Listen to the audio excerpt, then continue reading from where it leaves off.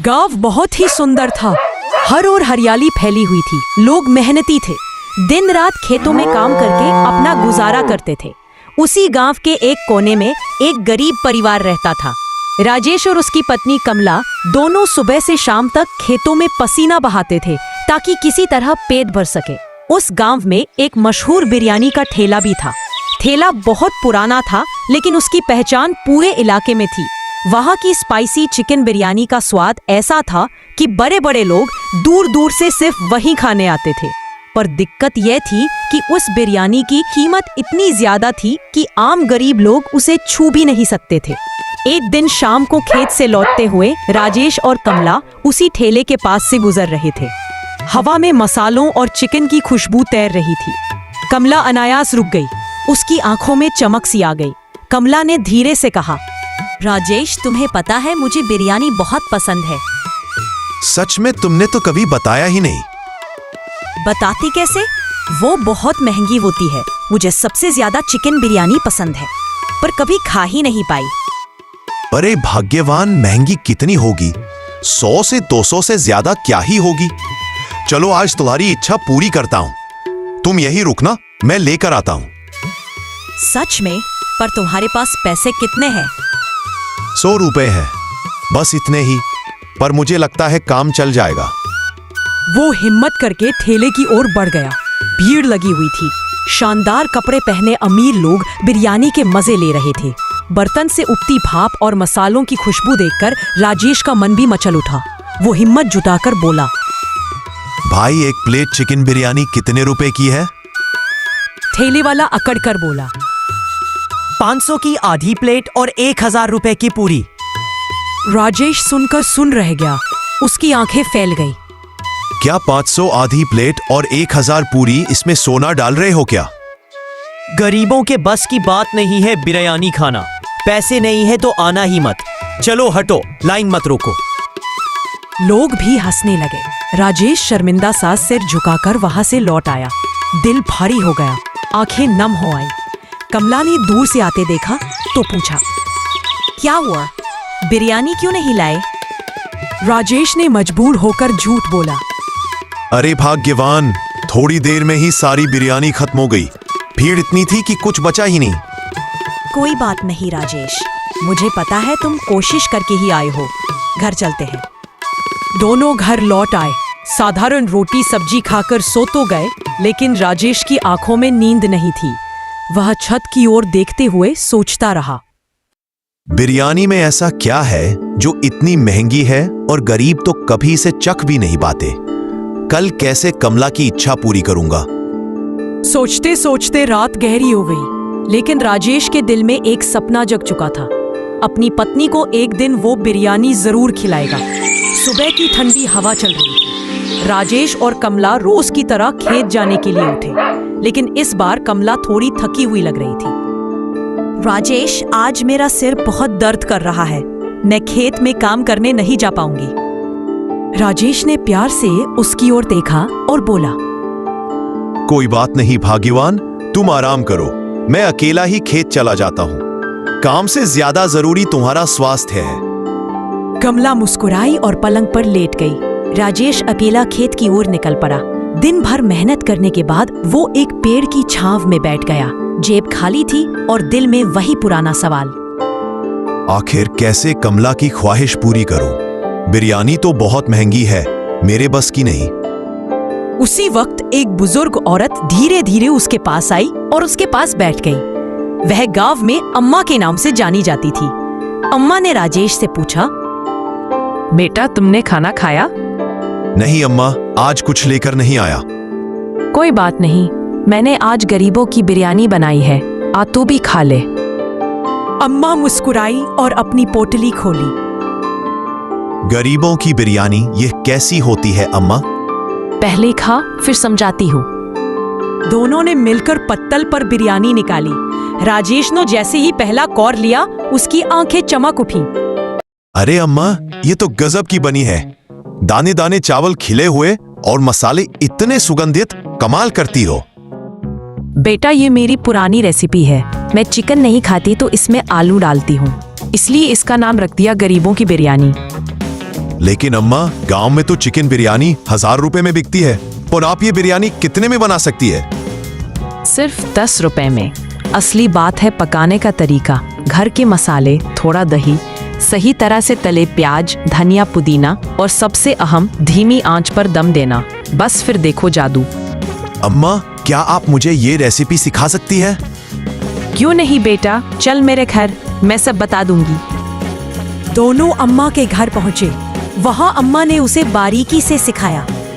देख, सबसे पहले प्याज को सुनहरा भूरा तलना है, फिर दही और मसाले डालकर आलू या चिकन उसमें मिलाने हैं, फिर ऊपर से चावल बिछाना और ढककर धीमी आंच पर पकना। आधा घंटा धैर्य रखो, बिरयानी तैयार।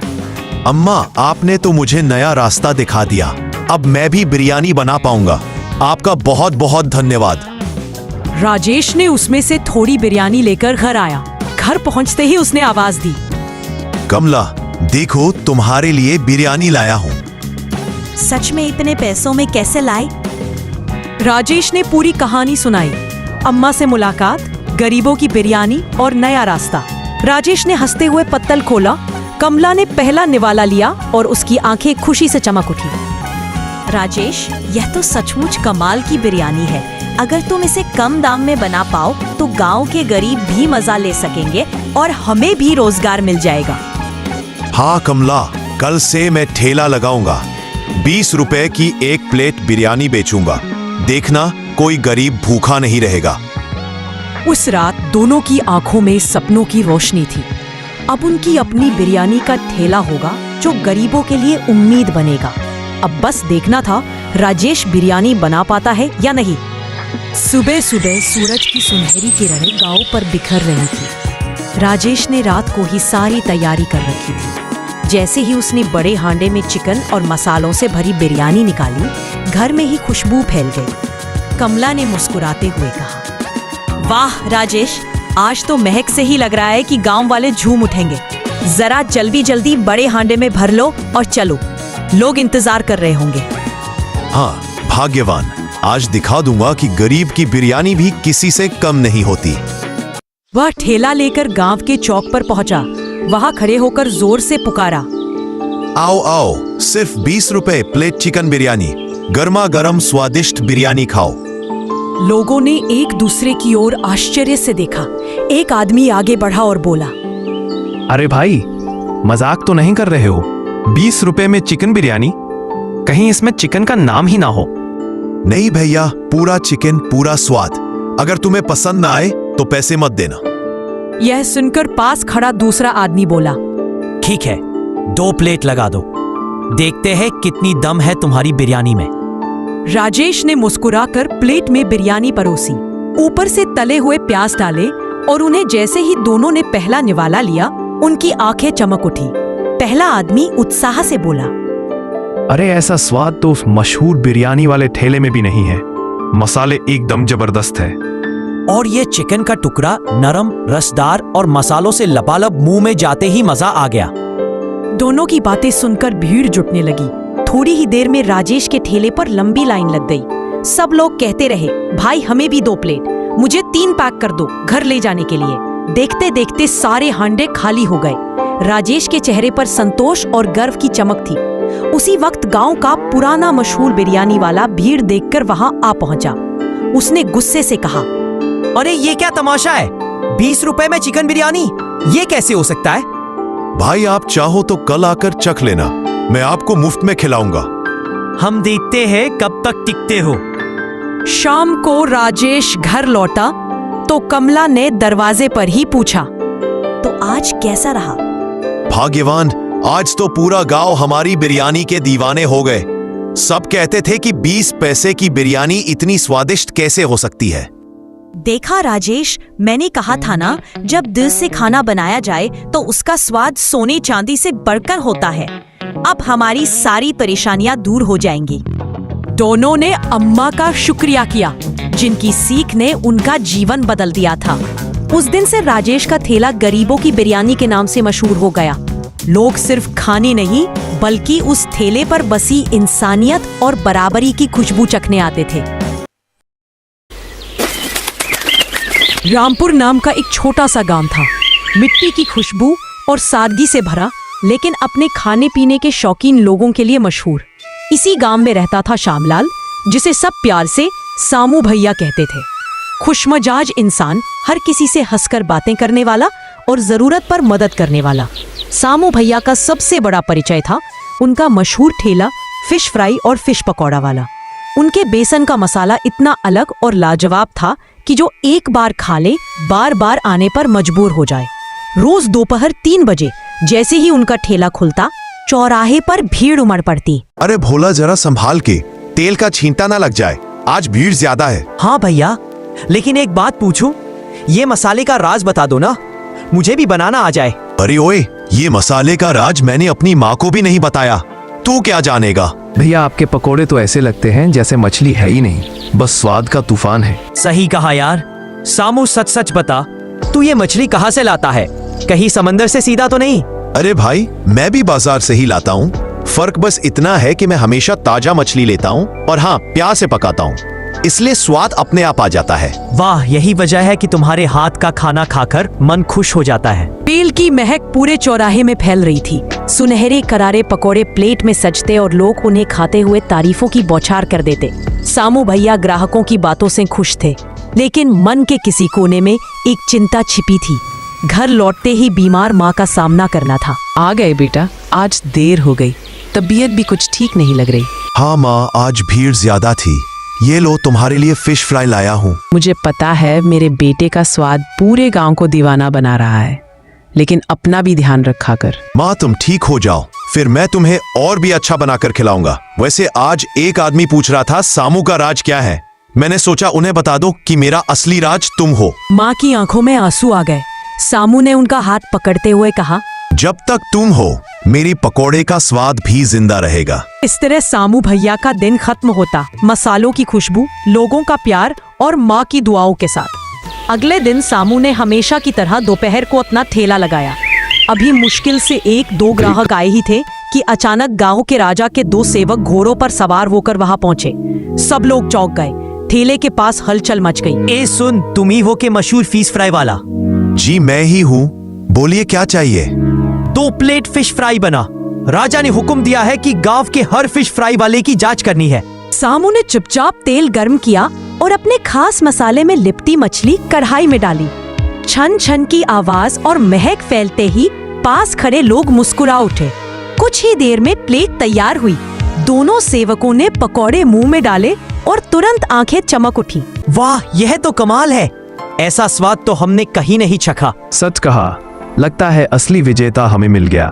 सुनो, सामू राजा ने कहा है कि जो सबसे अच्छी फिश फ्राई बनाएगा उसे महल में ले आना। हमें तुम्हारी फिश सबसे स्वादिष्ट लगी। धन्यवाद। पर मैं महल जाकर करूंगा क्या? मेरा काम तो यहीं लोगों को खिलाना है। यह तो तुम्हें महल पहुंचकर ही पता चलेगा। राजा का आदेश टालना आसान नहीं है। पर आज तो मैं आ नहीं पाऊंगा। मेरी मछली अभी बिकी नहीं है, अगर रह गई तो खराब हो जाएगी। कल सुबह आ जाऊंगा। ठीक है, तुम्हारी मर्जी, लेकिन कल जरूर आना। राजा का इंतजार करना ठीक नहीं होगा। इतना कहकर दोनों सेवक महल की ओर निकल गए। भीड़ में खड़े लोग आपस में बातें करने लगे। अरे सामू, अब तो तू राजा का रसोइया बनने वाला है, फिर हमें कौन खिलाएगा? हाँ भाई, कल से हमारे हिस्से की फिश फ्राई कहाँ मिलेगी? अरे ऐसा कैसे हो सकता है? मैं महल जाकर खाना बनाऊंगा। मुझे तो यही गांव में मजा आता है। हैप्पी लोगों की तारीफ और हंसी मजाक ही मेरी असली कमाई है। पर भाई, राजा का हुक्म टाला नहीं जा सकता। कल जाकर ही सब साफ होगा। सामू हल्की हंसी हंसा, लेकिन भीतर कहीं मन में उलझन बैठ गई। शाम ढलने पर सारी मछली बिक गई। सामू थैला समेटकर घर पहुंचा और माँ के पास बैठ गया। अम्मा, आज कुछ अजीब हुआ। राजा के सेवक आए थे, उन्होंने मेरी फिश खाई और कहा कि कल मुझे महल में हाजिर होना पड़ेगा। बेटा, यह तो बड़ा सम्मान है, पर तू वही कर जो तेरे दिल को सही लगे। अगर तुझे गांव में रहना अच्छा लगता है तो यही रह।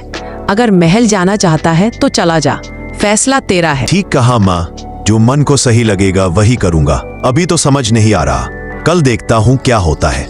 सामू देर तक सोचता रहा, अंत में लेट गया और महल के बुलावे, राजा की जिज्ञासा और अपने गांव की मोहब्बत के बीच उलझा हुआ नींद की गोद में चला गया। अगली सुबह सामू जल्दी उठ गया। आंखें खुली तो मन में वही सवाल, क्या मुझे राजा के पास जाना चाहिए या नहीं। वह चारपाई पर बैठा सोचने लगा। अगर मैं महल गया तो शायद राजा मुझे वही रख लेगा। फिर मैं कभी गांव में ठेला नहीं लगा पाऊंगा।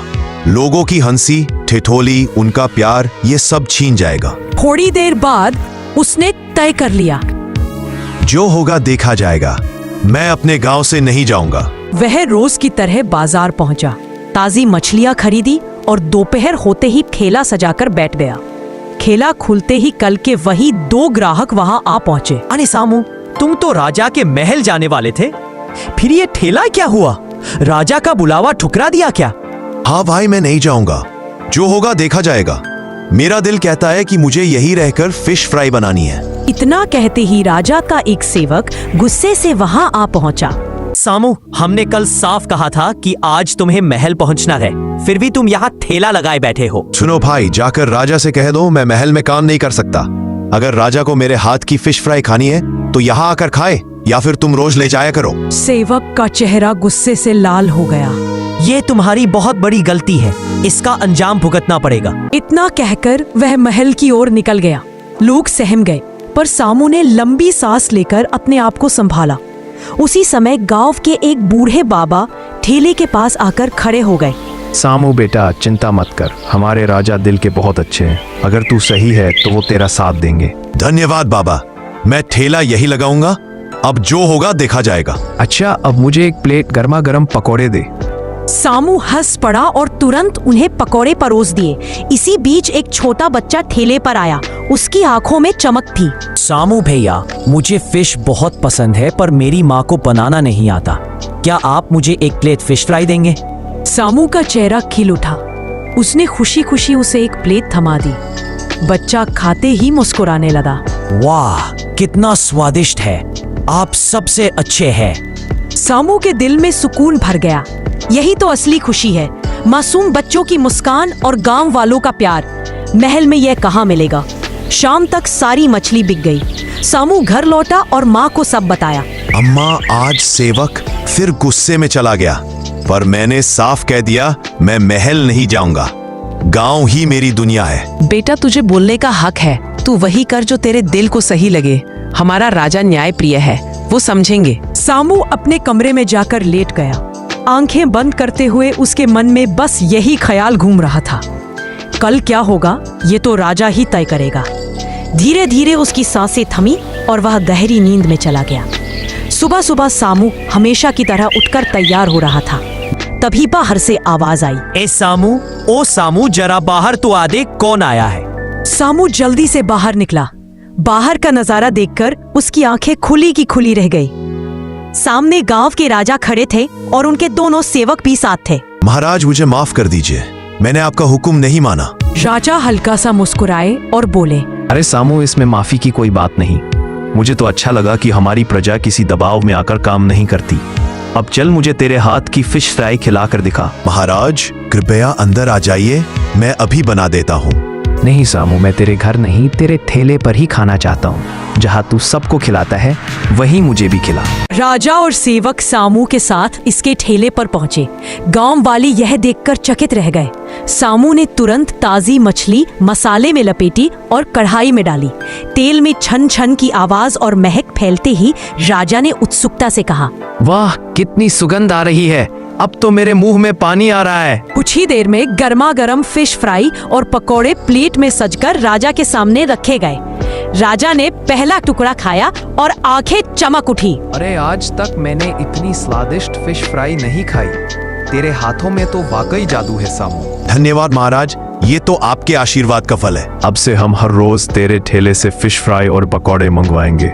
तू महल आने की चिंता मत कर, तू यहीं रहकर अपने गांव वालों को भी खुश रख और हमें भी। सामू के चेहरे पर खुशी की चमक थी। जल्दी घर लौटा और माँ को सारी बातें बताई। अम्मा, आज राजा खुद आए थे और बोले कि वे रोज मेरे ठेले से ही खाना लेंगे। मैंने कहा था ना बेटा, हमारा राजा बहुत दयालु है। देख, तेरे मन की बात भी पूरी हुई पर राजा भी खुश हो गए। सामू माँ के पास बैठ गया। उसके दिल में गहरी शांति थी। अब उसे पता चल गया था कि असली खुशी महलों में नहीं बल्कि अपने गांव के ठेले, अपने लोगों और माँ की मुस्कान में है। और इस तरह सामू का ठेला सिर्फ गांव वालों के लिए नहीं बल्कि राजा की भी पहली पसंद बन गया।